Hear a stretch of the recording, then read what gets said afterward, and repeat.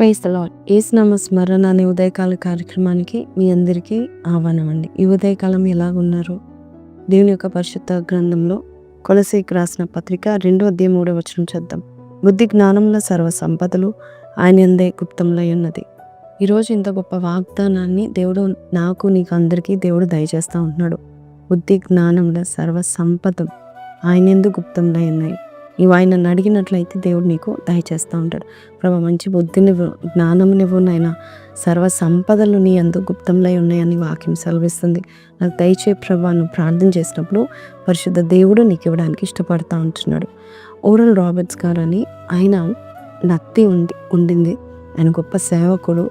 మరి దేశాలను మరి గొప్ప అద్భుతాలు చేసి మరి ఆనాడు పేతురు, యాకోబు, యోహాన్లు ఎలాంటి అద్భుతాలు చేశారో అలాగా ఆయన అద్భుతాలు చేసేవాడు. చాలా గొప్ప మిషనరీ, చాలా గొప్ప సేవ చేశాడు. కానీ ఆయనకి ఒక ప్రాబ్లం ఉండింది. ఆయన నత్తివాడు, ఆయన నత్తితో మాట్లాడేవాడు. చాలామంది అన్నారు, నువ్వు ప్రీచర్ కాలేవు అన్నారు. ఆ తర్వాత ప్రీచర్ అయిన తర్వాత ఆయన హీలింగ్ చేస్తున్నప్పుడు చాలామంది అన్నారు, you can not be a healing minister, నిన్ను నువ్వు హీల్ చేసుకోలేవు, నువ్వేం హీలింగ్ మినిస్టర్ అవుతావు అని చెప్పారు. కానీ ఆయన అవన్నీ ఏం పట్టించుకోకుండా దేవుని యొక్క మినిస్ట్రీలో మరి దేవుని యొక్క శక్తితో ఆయన ముందుకు వెళ్ళాడు, గొప్ప కార్యాలు చేశాడు. అంతేకాదండి, ఓరల్ రాబర్ట్స్ యూనివర్సిటీ ORU అనేది చాలా పెద్ద యూనివర్సిటీ. మరి అంత పెద్ద బిల్డింగ్ని స్థాపించడానికి, ఆ యూనివర్సిటీ స్థాపించడానికి దేవుడు ఆయనని యోగ్యుడిగా ఎంచుకున్నాడు. చాలా శ్రేష్టమైన యూనివర్సిటీ అండి. అది ఊరికే మనం వెళ్ళలేం, కాళ్ళ నడకతో వెళ్ళలేం, ఒక బస్సులోనే వెళ్ళాలి. చాలా గదులు ఉంటాయి, 200కి పైగా ఉంటాయి. అంతేగా చాలామంది ఎవ్రీ ఇయర్ అక్కడి నుండి వారు గ్రాడ్యుయేట్ అవుతూ ఉంటున్నారు. సో ఇవన్నీ మరి అలాగే మన దినకర్ రాయ్ గారు కూడా మరి ఆ యూనివర్సిటీని చూసి ఇక్కడ కారుణ్య యూనివర్సిటీ కూడా ఇలాగే పెట్టాలని మరి ఆయనకి మోటివేషన్ వచ్చిందంట. అలాగే మన జీవితంలో కూడా మనం చూస్తే దీనికి పనికిరాము అనుకున్న మనము, దేవా నీవు బుద్ధి జ్ఞానం సర్వ సంపదలు ఇస్తావు కదా, నాకు కూడా దయచేస్తావా అని నువ్వు అడిగినప్పుడు అడిగే వారికంటే దేవుడు తప్పకుండా ఇస్తూ ఉంటాడు. కాబట్టి నువ్వు అడగడం ఆరంభించు.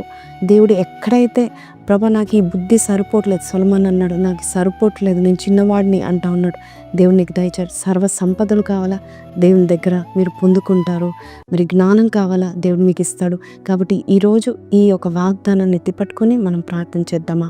కళ్ళు మూసుకుందాం. ప్రార్థన.